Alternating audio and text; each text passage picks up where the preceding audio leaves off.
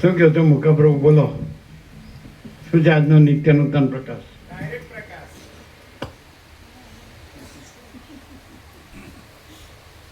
એટલે આજે અહીંયા આવ્યા છે એટલે ડાયરેક્ટ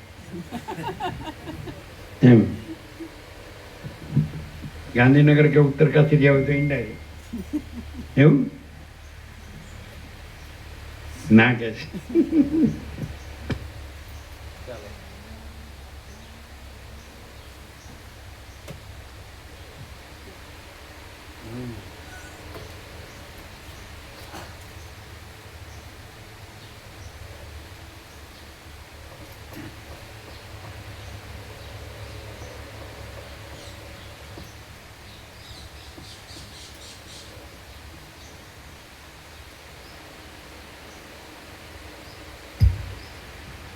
પાના નંબર 413, ડાબી બાજુ ઉપર. મંદરાચળ વડે જેમ સમુદ્રનું પરિભ્રમણ થયું હતું તેમ તેમણે પ્રમથ આદિ મહાદેવજીના ગણો સાથે નંદનવનમાં પરિભ્રમણ કર્યું. મદોન્મત્ત હાથી જેવી રીતે મેરુ પર્વતની ભૂમિમાં ભ્રમણ કરે તેવી રીતે તેમણે સુવર્ણમય બાળલતાના સમૂહથી જાણે જટા વડે છવાયેલી હોય તેવા દેખાવવાળી નદીમાં ભ્રમણ કર્યું. કૈલાસ પર્વતના વનની નિકુંજમાં અપ્સરા સાથે વિલાસ કરતા શુક્રાચાર્યે કેટલીક રાત્રિઓ પસાર કરી. તેમણે પસાર કરેલી તે રાત્રિઓ મહાદેવજીએ ધારણ કરી રાખેલા ચંદ્રને લીધે કૃષ્ણ પક્ષમાં પણ શ્યામ નહોતી થઈ. ગંધમાદન પર્વતના શિખર ઉપર વિશ્રાંતિ લીધા પછી શુક્રાચાર્યે તે અપ્સરાને સુવર્ણમય કમળો વડે સર્વાંગે શણગારી. હે રામ, શુક્રાચાર્યે લોકાલોક નામના પર્વતના વિચિત્ર તથા મનોહર તટ ઉપર તે અપ્સરા સાથે હાસ્યપૂર્વક ક્રીડા કરી. તેમણે મંદરાચળના જળમય દેશમાં કલ્પિત દેવતાના મંદિરમાં 60 વર્ષ સુધી નિવાસ કર્યો અને બાળ મૃગો સાથે ક્રીડા કરી. ક્ષીર સમુદ્રના કાંઠાઓ ઉપર વનિતા સાથે વિહાર કરનાર તે શુક્રાચાર્યનો સત્યયુગનો અર્ધો કાળ શ્વેતદ્વીપના મનુષ્યો સાથે ચાલ્યો ગયો. આમ અનંત જગતની સૃષ્ટિને સર્જનાર તે શુક્રાચાર્ય મનોરથ માત્રથી ગંધર્વનગર જેવા સંકલ્પ વડે ઉદ્યાન લીલાની આવી વિશેષ રચનાઓ કરીને કાળની સામ્યતાને પામી ગયા. ત્યાર પછી તે શુક્રાચાર્ય ફરીથી તે હરિણના જેવા લોચનવાળી અપ્સરા સાથે ઇન્દ્રના નગરમાં સુખથી 32 યુગ સુધી રહ્યા. પછી પુણ્યનો ક્ષય થવાથી એ શુક્રાચાર્યનું દિવ્ય શરીર પતનના ભયથી ગળી ગયું અને તે પેલી માનીની અપ્સરા સાથે જ પૃથ્વી ઉપર પડ્યા. જેવી રીતે રણ સંગ્રામમાં હરાઈ ગયેલો શૂરવીર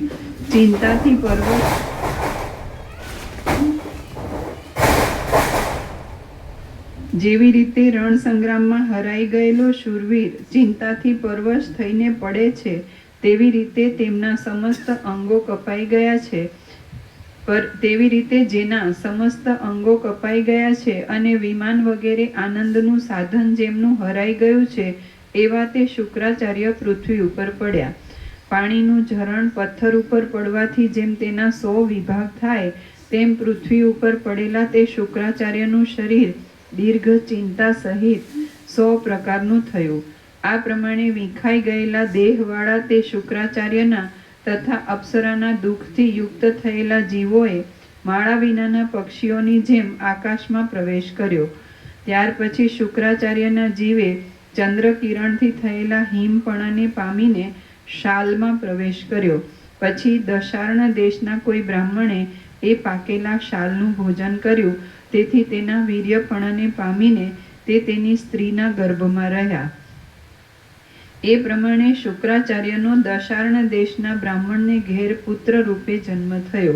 ત્યાર પછી મુનિઓના સમાગમથી તે અનિંદિત ઈલાવૃત્ત ખંડમાં રહ્યા અને ત્યાં 1 મન્વંતર સુધી તેમણે ઉગ્ર તપ કર્યું. હવે પૂર્વની અપ્સરા શાપને લીધે ઈલાવૃત્ત ખંડમાં મૃગની યોનિમાં જન્મી હતી. શુક્રાચાર્યનો તેની સાથે સમાગમ થયો, તેથી તેમને મનુષ્યની આકૃતિનો મૃગી પુત્ર થયો. તે પુત્રના સ્નેહથી ફરીથી તેમને મોહ થયો. તેથી આ મારા પુત્રને ધન મળે, આ મારો પુત્ર ગુણવાન થાય તથા તેનું આયુષ્ય વધે એવી ચિંતાથી તેમણે તપ કરવાનો પણ ત્યાગ કર્યો. એવી રીતે તે પુત્રને માટે ભોગની ચિંતાને લીધે તે ધર્મની ચિંતાથી ભ્રષ્ટ થયા. તેથી તેમના આયુષ્યનો ક્ષય થયો. એટલે સર્પ જેમ પવનને ગળી જાય તેમ કાળ તેમને ગળી ગયો.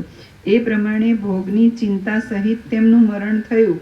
તેથી તેમનો મદ્ર દેશના રાજાને ઘેર પુત્ર રૂપે જન્મ થયો અને પોતે રાજા થયા. આમ મદ્ર દેશમાં તેમણે ઘણા દિવસ સુધી શત્રુ વિનાનું ઉત્તમ રાજ્ય કર્યું. ત્યાર પછી જેમ કમળની પાસે હિમરૂપી વજ્ર આવે તેમ તેમને વૃદ્ધાવસ્થા પ્રાપ્ત થઈ. એટલે તેમણે તપ કરવાનો વિચાર કર્યો તથા તપની વાસના સાથે તેમનો મદ્રરાજ તરીકેનો દેહ પડી ગયો. આથી સમંગા નામની નદીના કાંઠા ઉપર રહેનારા એક તપસ્વી બ્રાહ્મણને ઘેર તેમનો તપસ્વી તરીકે જન્મ થયો. ત્યાં હેરામ મહાબુદ્ધિમાન તે બ્રાહ્મણે શાંતિથી રાગ દ્વેષનો ત્યાગ કરીને તે નદીને કાંઠે તપ કરવા માંડ્યો. એ પ્રમાણે તે ભૃગુનંદન શુક્રાચાર્ય પોતાના મનની વિવિધ પ્રકારની વાસનાને લીધે તે વાસના પ્રમાણે વિવિધ જન્મ દશા પામ્યા. આમ અનેક પ્રકારની શરીર પરંપરાનો અનુભવ કરીને અંતે તે સમંગા નામની નદીને કાંઠે દ્રઢ વૃક્ષની પેઠે સુખથી નિશ્ચળપણે તપ કરતા હતા. શ્રી યોગ વાસિષ્ઠ મહારામાયણમાં સ્થિતિ પ્રકરણનો શુક વિવિધ જન્માનુભવ નામનો સર્ગ 8મો સમાપ્ત. શુક્ર, હા શુક્ર જ છે, અમે વાંચવામાં ભૂલ કરી. શ્રી યોગ વાસિષ્ઠ મહારામાયણમાં સ્થિતિ પ્રકરણનો શુક્ર. આ ડૉક્ટર પ્રભુ રહે છે વસંત પ્રભુ, એને સુક્તાલ કહે છે. એકચ્યુઅલી શુક્ર એટલે સુક્તાલ છે, સુખદેવ ઉપરથી સુક્તાલ. એ સુખ બરાબર છે. સુખદેવે પરીક્ષિતને ભાગવતનો ઉપદેશ કર્યો ગંગા કાંઠે, એટલે સુક્તાલ.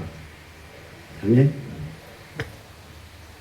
સુખદેવ ઉપર છે સુક્તાલ और ये શુક્રાચાર્ય. શ્રી યોગ વાસિષ્ઠ મહારામાયણમાં સ્થિતિ પ્રકરણનો શુક્ર વિવિધ જન્માનુભવ નામનો સર્ગ 8મો સમાપ્ત. સર્ગ 9મો. શુક્રાચાર્યનું મરણ. આ 9મા સર્ગમાં ભૃગુ ઋષિની પાસે રહેલો શુક્રાચાર્યનો દેહ મૃતતુલ્ય થઈ ગયો અને સુકાઈ ગયો એટલું વર્ણન કરવામાં આવશે. વસિષ્ઠ બોલ્યા, હે રામ, એ પ્રમાણે પોતાના પિતાની પાસે રહીને વિચાર કરતા શુક્રાચાર્યને ઘણા સંવત્સરનો લાંબો કાળ ચાલ્યો ગયો. ત્યાર પછી કેટલાક કાળે પવનને તાપથી શિથિલ થઈ ગયેલો તેમનો દેહ મૂળમાંથી કપાઈ ગયેલા વૃક્ષની જેમ પૃથ્વી ઉપર પડી ગયો. ત્યારે વનમાં જેમ મૃગલો ફર્યા કરે છે તેમ તેમનું ચંચળ મન સ્વર્ગગમન આદિ અતિ વિચિત્ર દશાઓમાં ભમી રહ્યું. પછી ચક્રમાં પરોવેલું હોય તેમ તેમનું તે આકુળ મન ભોગની કલ્પનાથી ભ્રાંતિ પામીને કોઈ એમ કે આ બધો પ્રકાશ છે, ઇલેક્ટ્રિસિટીનો પણ પ્રકાશ છે, વીજળીનો પણ પ્રકાશ છે, સૂર્ય ચંદ્ર તારા અગ્નિ વીજળી બુદ્ધિમાં પણ પ્રકાશ છે.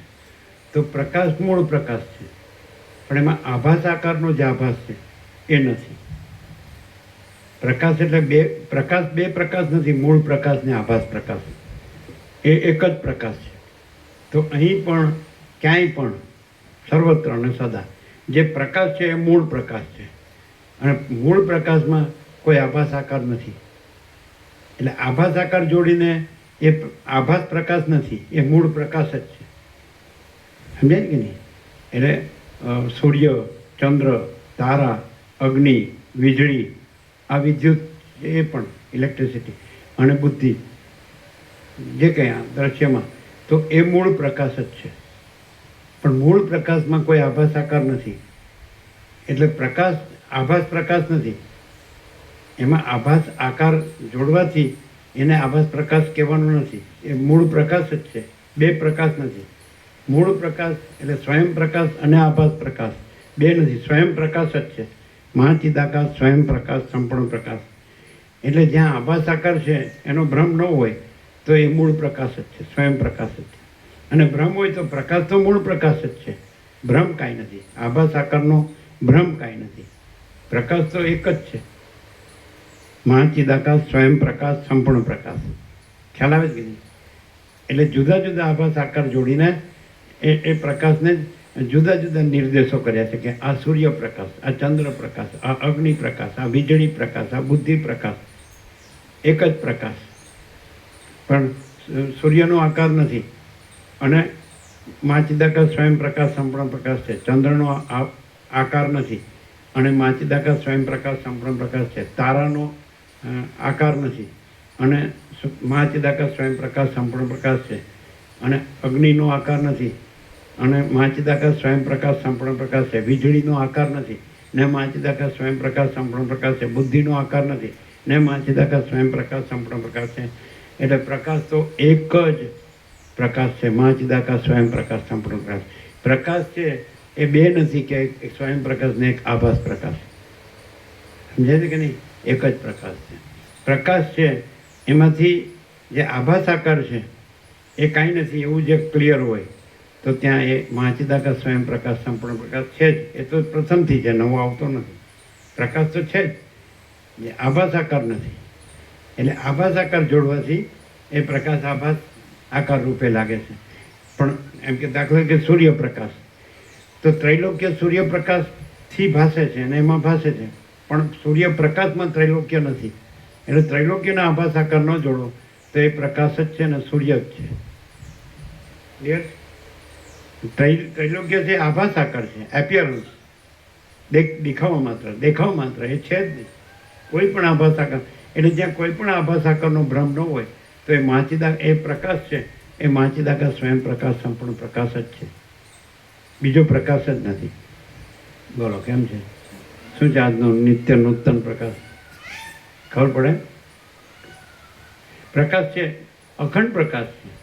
હમણાં કીધું ને, હું અનંત અખંડ અભેદ સંપૂર્ણ પ્રકાશ છું. તો એમાં કોઈ આભાસ આકાર છે જ નહીં, થતો જ નથી. સમજાય કે નહીં? તો એ ભ્રમ છે, ઇલ્યુઝન. સમજાય? તો એ ભ્રમ જ્યાં નથી, આભાસ આકારનો ભ્રમ જ્યાં નથી, તો ત્યાં માચિદાકાશ સ્વયં પ્રકાશ સંપૂર્ણ પ્રકાશ છે જ. એ તો પ્રથમથી જ છે, નવો આવતો નથી. એના કંઈ ઉત્પત્તિ સ્થિતિ લઈ નથી, આદિ મધ્ય અંત નથી, એમાં જન્મ વિકારનાશ નથી. એ તો આભાસ આકારનું છે બધું. એમાં કોઈ આભાસ આકાર છે જ નહીં, ઉત્પત્તિ સ્થિતિ લઈ કે નામરૂપ કે કશું. એટલે હું અનંત અખંડ અભેદ સંપૂર્ણ પ્રકાશ છું. હું અનંત અખંડ અભેદ સંપૂર્ણ આનંદ છું. હું અનંત અખંડ અભેદ સંપૂર્ણ શાંતિ જ છું. પૂર્ણ વિરામ. All and soul, all in all. આને શું કહેવાય? આને કેવું હોય તો આજના પ્રકાશને તમારી ભાષામાં એબ્સોલ્યુટ, પૂર્ણ, હે ને?